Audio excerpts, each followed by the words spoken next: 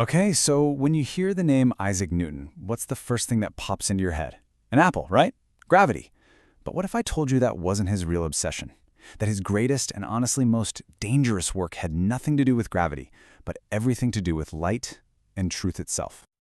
Yeah, we all know the story of the apple, but the thing that really kept him up at night, the quest that consumed him for decades, was all about unlocking the secrets hidden inside a simple beam of light.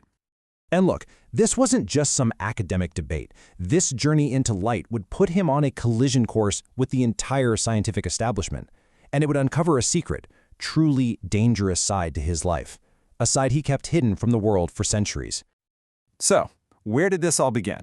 Well, it started with a really simple puzzle, something that grabbed his attention long before he ever got famous for the Principia. It was the puzzle of color. You have to remember, back in the 17th century, the thinking was totally different. All the big scientific minds, guys like Robert Hooke, they saw white light as, perfect, pure. To them, colors weren't fundamental. They were just a stain or a corruption that happened when that pure light got messed with by something like a prism. But Newton, he came along and flipped that idea completely on its head. He basically said, no, you've got it all backward. White light isn't simple at all. It's actually a chaotic jumble of every color. The prism doesn't make the colors, it just sorts them out. A pretty wild claim, right? So how on earth was he going to prove it? Well, he came up with his absolutely brilliant experiment. He was so sure it would settle the debate once and for all that he gave it this epic name, the Experimentum Crucius. Literally, the crucial experiment. And he needed it to be bulletproof. Remember, the entire scientific world was looking at him sideways, totally skeptical. He had to come up with a demonstration that was just undeniable. Okay, so here's how he did it. First, he takes a beam of sunlight and passes it through a prism. Boom! You get a rainbow, the whole spectrum. Then, and this is the key part, he uses a screen to block out everything except one single pure color. Let's just say he isolates the blue light. Now, the entire experiment, everything, came down to one question. What happens when that lonely beam of blue light hits a second prism? And the result was elegance itself. The second prism bent the blue light, sure, but it stayed blue. It didn't split into other colors. Now think about that. If prisms created colors, that second prism should have churned out a whole new set of colors from that blue light, but it didn't. And that was the genius of it. He proved, right there, that the prism wasn't a creator. It was just a sorter. The colors were in the white light all along. So, case closed, right? Newton drops the mic, everyone applauds. Well, not exactly. In fact, far from it. His theory was met with immediate and honestly pretty fierce resistance. The moment he published his findings in 1672, the floodgates opened. The attacks were just relentless. For years, you had major scientists all over Europe, particularly on the continent, saying, nope, doesn't work. They either dismissed him outright or, maybe more frustratingly, claimed they just couldn't replicate his experiment.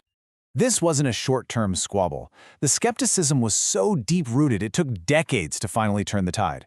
It actually wasn't until the 1710s, if you can believe it, that this guy, John de Zagulaires, started doing public demonstrations of the experiment. He'd do it right there at the Royal Society, proving to all the doubters, even visiting scientists from France that, hey, this thing actually works. But here's where the story takes a really unexpected turn. Newton's obsession with finding the pure original truth, it didn't stop with light. He took the exact same method, the same way of thinking, and applied it to something way, way more dangerous: theology. He started thinking, wait a minute. If the simple truth of white light could be misunderstood and corrupted by centuries of tradition, what if the same thing had happened to Christianity? What if its pure, original message had been corrupted too? And that question, led him down his most secret and dangerous path. And what did he find? Well, in total secret, Newton became what's known as an Arian.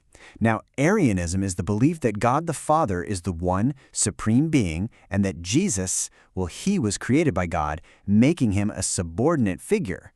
This was a flat-out denial of the Holy Trinity. And you have to understand, this wasn't some minor theological disagreement. This view had been branded a major heresy by the Church way back in the 4th century.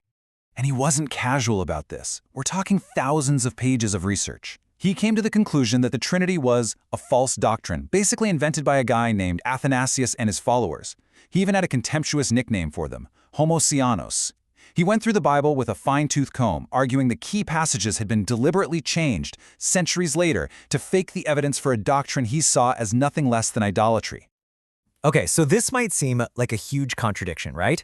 The father of modern physics secretly investigating heresy? But here's the key to understanding Newton. For him, it wasn't a contradiction at all. It was a continuation. His science and his faith were two sides of the same coin, part of one single, unified quest for truth. You see, in his mind, science and religion were never in conflict. They were just two different toolkits for getting to the same place. And that destination was the pure, uncorrupted truth of God's original design.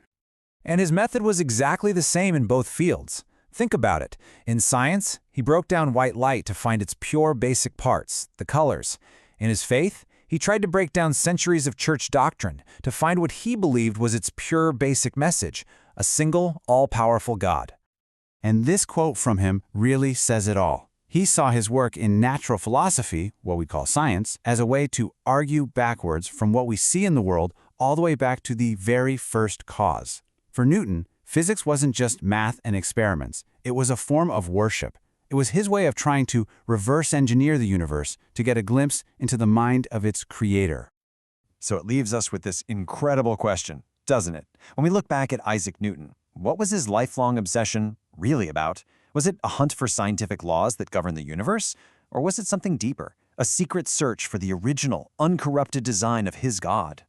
You know, maybe for the man himself, there was no difference at all.